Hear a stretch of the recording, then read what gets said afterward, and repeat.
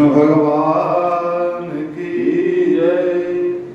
भगवान श्री कृष्ण ने कहा कि संन्यास एवं कर्मयोग दोनों ही कल्याणकारक हैं, किंतु इन दोनों में कर्म संन्यास की अपेक्षा कर्मयोग विशिष्ट है। कर्म संन्यास अथवा निष्काम रूप से कर्मों का अनुष्ठान दोनों ही कल्याणकारक और मोक्षप्रद माने गए हैं। कर्म संन्यास सांख्य मार्ग ज्ञान मार्ग का वाचक है। एक ही लक्ष्य को प्राप्त होने के लिए दो विभिन्न मार्ग हैं ये, तथा दोनों ही कल्याणकारी हैं। यद्यपि दोनों उत्तम हैं, मनुष्य अपनी रुचि और स्वभाव के अनुसार इनमें से एक का वर्णन कर सकता है, जैसी उसकी रुचि और स्वभाव हो। हर मनुष्य का कोई कर्मशील व्यक्ति होता है, कोई ज्ञान के मार्ग को अपने जीवन में अपनाकर जीवन जीता है। तो जो जिस युग पात्र हो, अगर कोई डॉक्टर है उसको किसी और क्षेत्रों में डाल दिया जाए तो सही नहीं है।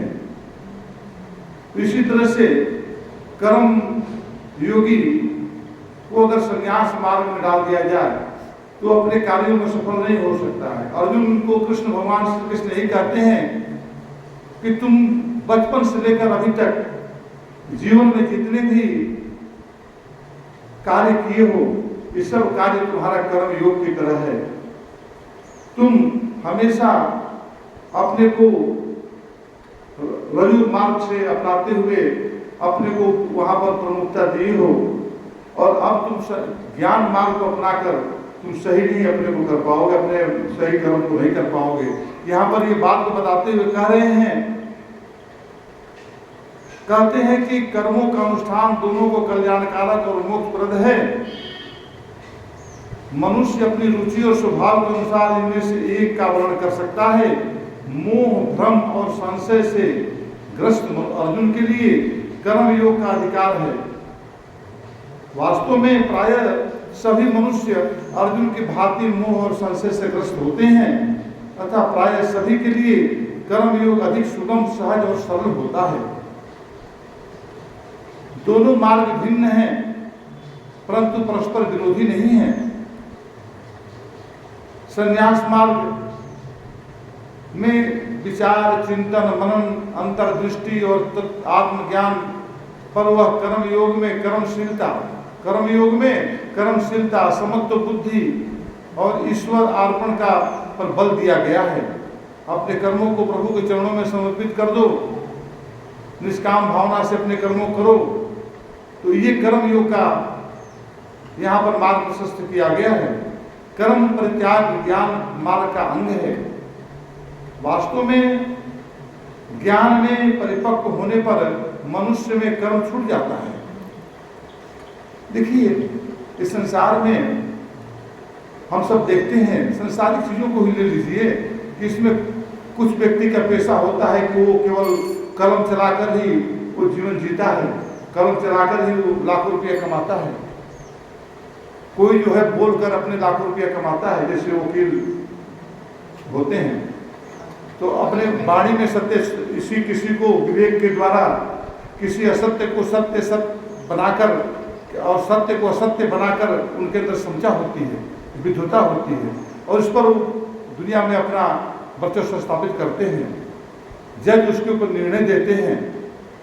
वो सत्य और असत्य को दोनों को पेश करते हुए उस सत्य को उसमें से निकालते हैं। वेयर इज ट्रूथ, कहाँ है सत्य, और उसके ऊपर जज जो है उस प्रमाणिकता के ऊपर अपना जजमेंट देता है। इसी तरह से जो कोई कर्मशील व्यक्ति है वो कर्म करके संतुष्ट रहता है। तो सबको अलग अलग रुचि है, प्रवृत्ति है, उसके अनुसार से उसका जीवन चलता है। किसी को कर्म इंटरेस्ट है प्रैक्टिकली करने में, और उसको तुम ज्ञान में लगा दिया, वो नहीं कर पाएगा। इसलिए यहाँ पर भगवान श्री कृष्ण कहते हैं कि अर्जुन, तुम तो संन्यास योग के पात्र नहीं हो, तुम तो कर्म योग पात्र हो। तुम हमेशा कर्म की प्रधानता दी हो जिंदगी में। कह रहे हैं कि काम क्रोध आदि को छीड़ करके आत्मज्ञान की इच्छा तीव्र होने पर चौथे आश्रम में संन्यास, क्रम संन्यास अथवा दूसरा प्रथमा आश्रम में ही वैराग्य का उदय होने के कारण संन्यास ग्रहण करना। मतलब ये तो उसको बता रहे हैं कि जैसे जैसे आदमी की अवस्थाएं आगे बढ़ती है, जैसे हम सब हैं अपने अपने क्षेत्रों में, जब हम सब जवान थे तो अपने अपने क्षेत्रों में अपना अपना वर्चस्व स्थापित करते थे, लेकिन एक समय ऐसा आता है कि जीवन आगे बढ़ जाता है और 60-70 साल के बाद में हम सब एक रास्ते में प्रवेश कर जाते हैं। तो ये संन्यास आश्रम है। वानप्रस्थ आश्रम में हम सब प्रवेश किए हैं और बहुत से व्यक्ति संन्यास आश्रम में, जैसे महात्मा द्विवेदी जी इस संन्यास आश्रम में प्रवेश कर गए हैं।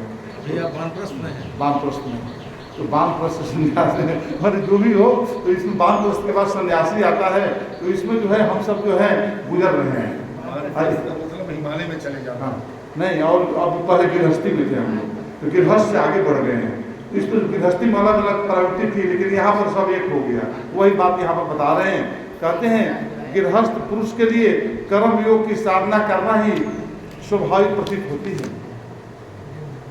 कर्मानुष्ठान, कर्म करना और कर्म संन्यास, कर्म त्याग का संपादन एक ही समय में संभव नहीं हो सकता। हंसब ठठाई फुलाई गालू, एक ही बार में कोई सोचे कि मैं हंस भी लूँ और गा भी फुला कर बहुत गंभीर बना रहूँ, दोनों संभव नहीं होता है। उसी तरह से ये दोनों एक साथ नहीं हो सकता।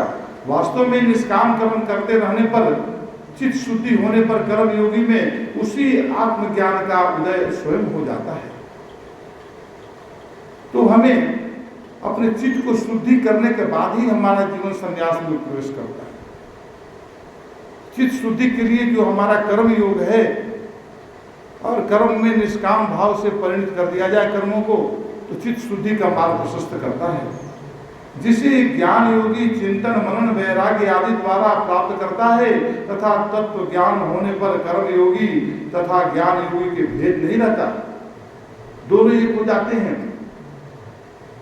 तत्व दर्शन की अवस्था में कोई कर्म और कर्तव्य पालन शेष नहीं रहता, कर्म परित्याग हो जाता है। उस समय ज्ञान योग ज्ञान प्राप्ति का अंतरंग साधन है, अथवा कर्म योग बहिरंग साधन है। एक अंतरंग साधन है, एक बहिरंग साधन है।